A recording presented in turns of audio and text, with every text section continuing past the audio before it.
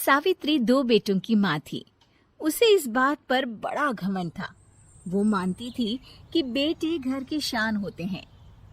ये ले सावित्री, मिठाई खा, मेरे यहाँ पोती पैदा हुई है। ये सुनते ही सावित्री मुंह बना के कहती है, अरे तू तो लुट गई, बर्बाद हो गई, तेरे यहाँ लड़की पैदा हो गई। अरे तू ऐसा क्यों कह रही है? मैं तो बहुत खुश हूँ। अरे जब तेरी पोती के पीछे तुझे खर्चे पर खर्चे करने पड़ेंगे ना, तब ये तेरी सारी खुशी गम में बदल जाएगी। पहले लड़की की पढ़ाई लिखाई का खर्चा, फिर उसकी शादी का खर्चा। अरे आजकल की शादियाँ कितनी महंगी हो गई है। गहने बनाओ, लाखों रुपए पानी की तरह बह जाते हैं। लड़कियाँ तो सिर्फ खर्चा करवाने के लिए ही पैदा होती हैं। इस तरह लड़कियों के प्रति अपने विचार व्यक्त करते हुए सावित्री ममता को लंबा चौड़ा भाषण देके चली जाती है। अब तो आप लोग इस कहानी में सावित्री देवी का पात्र अच्छी तरह समझ ही गए होंगे। कुछ समय बाद सावित्री की बड़ी बहू भी एक लड़की को जन्म देती है। फिर क्या था, सावित्री पूरा आसमान सर पर उठा लेती है। हे भगवान, ये तो मुझसे किस जन्म का बदला ले रहा है। अरे मैं तो मंदिर में रोज आकर तुझसे कहती तो थी कि मुझे एक पोता चाहिए, और तूने मुझे पोती दे दी। इतनी मिठाइयाँ और प्रसाद चढ़ाने का क्या फायदा हुआ। तभी सावित्री की बहू निशा कहती है, क्या माँ जी, आप भी इतनी सी बात पर नाराज हो गई हैं? देखिए तो आपकी पोती कितनी सुंदर है, बिल्कुल आप पर गई है। अरे चुप कर, तुझे 9 महीने इतने महंगे महंगे काजू बादाम फल फ्रूट खिलाने का फायदा क्या हुआ? मेरे तो सारे पैसे बर्बाद हो गए। ये सुन सावित्री का बड़ा बेटा अजय कहता है, माँ, तुम सिर्फ नाम के लिए 2020 में रहती हो। असल में तुम्हारा दिमाग सैकड़ों साल पुरानी सोच रखता है। आज के जमाने में लड़का और लड़की में कौन फर्क करता है। मैं तो बहुत खुश हूँ कि भगवान ने मुझे लक्ष्मी के रूप में बेटी दी है। लेकिन सावित्री पर अजय की बातों का कोई असर नहीं होता। नालायक, अपनी पत्नी की जुबान बोल रहा है। मेरा बड़ा बेटा तो हाथ से गया। लेकिन सावित्री देवी हार मानने वाली नहीं थी। वो पोते की चाह में अपने छोटे बेटे विजय की शादी करवा देती है।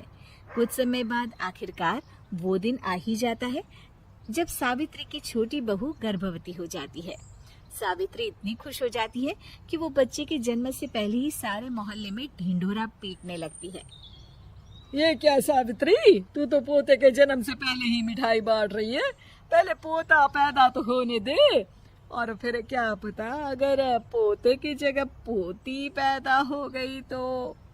ये सुन सावित्री चिढ़ जाती है। अरे अपनी काली जबान मत चला। मेरी मिठाई खा के मेरा ही बुरा सोच रही है।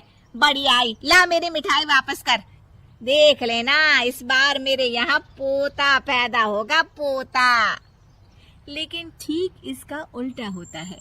सावित्री की छोटी बहू भी एक लड़की को जन्म देती है। सावित्री फिर से रोना धोना शुरू कर देती है और अपनी छोटी बहू को कोसते हुए भला बुरा कहने लगती है। देखते ही देखते ये सावित्री की रोज की आदत हो जाती है। एक दिन उसकी इस आदत से परेशान होकर विजय अपने भाई अजय से कहता है, भैया, माँ खुद एक औरत होकर हमारी बेटियों को पसंद नहीं करती, उल्टा उन्हें रोज कोसती रहती है। मुझे माँ की यह आदत बिल्कुल पसंद नहीं आती।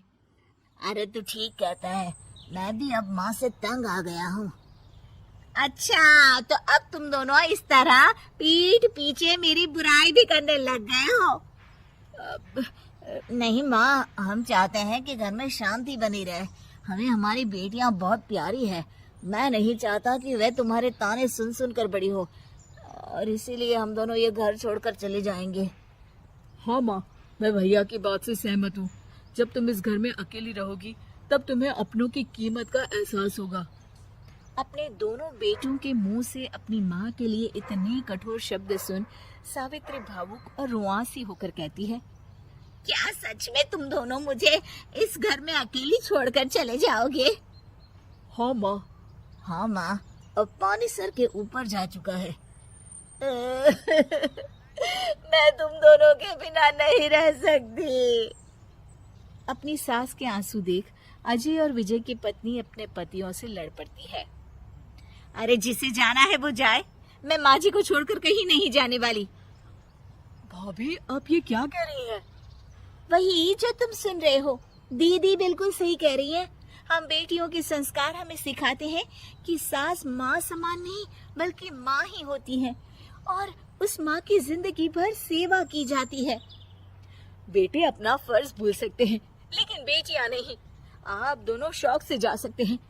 माँ जी, हम दोनों के रहते आपको किसी बात की फिक्र करने की जरूरत नहीं। फिर क्या था, सावित्री के ऊपर छाए बेटों के घमंड के बादल उसकी बेटी स्वरूप बहुओं के तेज के आगे आंसू के रूप में परिवर्तित होकर सावित्री की आंखों से बहने लगते हैं और वो उन दोनों को गले लगा लेती है। मैं जिंदगी भर बेटियों को कोसती रही, लेकिन आज तुम दोनों को देख मुझे समझ आ गया कि बड़े अभागे होते हैं वो लोग जिनके घर बेटियां नहीं होती।